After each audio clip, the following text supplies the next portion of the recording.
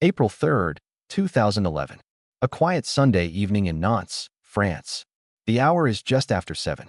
The Dupont de Ligonnès family leaves a Catholic Mass service together, 5 children walking beside their parents as they step into the cool spring air. The temperature hovers around 10 degrees Celsius, mild for early April. Later that night, they sit together in a restaurant nearly 90 kilometers away in Angers, sharing a final dinner before attending a late screening of the legal thriller The Lincoln Lawyer. At 10:37 p.m., Xavier Dupont de Ligonnès leaves a voicemail for his sister. His words are calm, ordinary. He tells her he is going to put the children to sleep. By the time dawn arrives, for members of that family will already be dead. Welcome to Blackscreen Briefings. Nantes sits along the Loire River in western France, a historic city known for its quiet neighborhoods, stone townhouses, and old aristocratic families. In the residential district along Boulevard Robert Schumann stood number 55, an elegant but aging townhouse where the Dupont de Ligonnès family had lived for years. The family name carried the weight of minor French nobility, the kind that evoked centuries of heritage even if modern wealth had faded. Inside the house lived Xavier, 50 years old, his wife Agnes, and their 5 children, Arthur, Thomas, and Benoit, and the youngest, just 13 years old. They shared the home with 2 Labrador dogs named Leon and Jules. To neighbors, the family appeared traditional and deeply religious. Agnes taught at a Catholic school and was known as a devoted mother. The children attended church regularly. Arthur was studying management at university. Thomas was a music student, and Benoit were still in school. Their lives revolved around church, education, and quiet family routines. But behind the calm exterior, another reality was unfolding. Xavier's finances were collapsing. Debts reportedly exceeded €500,000. Business ventures had failed. Creditors were closing in. Friends later recalled that he seemed withdrawn, sometimes speaking about strange future plans or dramatic escapes from his problems. Yet no one imagined the scale of what was already being set in motion. On March 12, 2011, Xavier purchased .22 caliber rifle ammunition. Weeks earlier, he had applied for a firearms license, approved on February 2nd. In late March, he began visiting a shooting range north of Nantes repeatedly, practicing with the weapon he had obtained through inheritance from his father. Between March 26th and April 1st, he returned for separate times, firing rounds with quiet determination. During the same period, he visited hardware stores throughout the city. He purchased cement, a shovel, a hoe, plastic paving slabs, lime, large bin liners, items that might appear ordinary in isolation, but together painted a darker picture. On April 1st, he acquired a silencer for the rifle. 2 days later came the family outing to Angers. Investigators now believe the sequence began that night after the family returned home. Traces of the sedative Zopiclone would later be found in the victims' bodies, suggesting sleeping pills had been mixed into their food or drinks.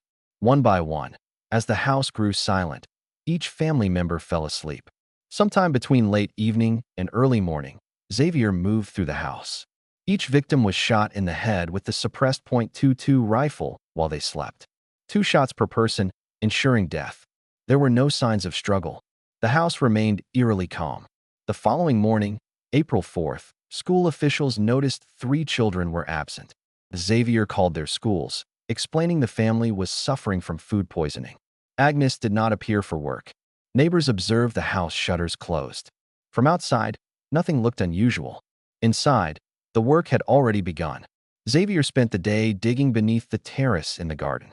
Over the next 48 hours, he wrapped the bodies in sheets and sleeping bags. Lime was spread across the remains, an attempt to control decomposition. 2 shallow graves were dug beneath the concrete patio. Even the family dogs were killed and buried with them. On April 5th, Xavier contacted Thomas, who had been staying at his university residence in Angers. He told the young man his mother had suffered a minor bicycle accident and asked him to return home. Thomas arrived in Nantes that evening. He was never seen alive again. After the murders were complete, Xavier began constructing an elaborate deception. Letters were sent to family members and friends claiming that he had secretly worked for the American Drug Enforcement Administration and that the entire family had been relocated to the United States under witness protection. He closed bank accounts, canceled leases, and paid final bills. He sold Agnes's car and disposed of belongings. To outside observers, it appeared the family had abruptly emigrated. By April 11th, Xavier abandoned his Citroën C5 in the town of Varods, about 50 kilometers from Nantes. Over the following days, his trail stretched across southern France. On April 12th, he checked into a luxury resort in Toulouse under his own name. On April 13th and 14th, he stayed in a hotel in Aubagny, withdrawing cash from an ATM captured on surveillance cameras. Then came the final confirmed sighting. On April 15th, 2011, Xavier checked out of a modest hotel in Roquebrune-sur-Argens near the Mediterranean coast. CCTV footage showed him walking away from the building carrying a backpack. The weather was warm and clear, about 18 degrees Celsius. He walked toward the rugged hills rising above the town. After that moment, Xavier Dupont de Ligonnès vanished.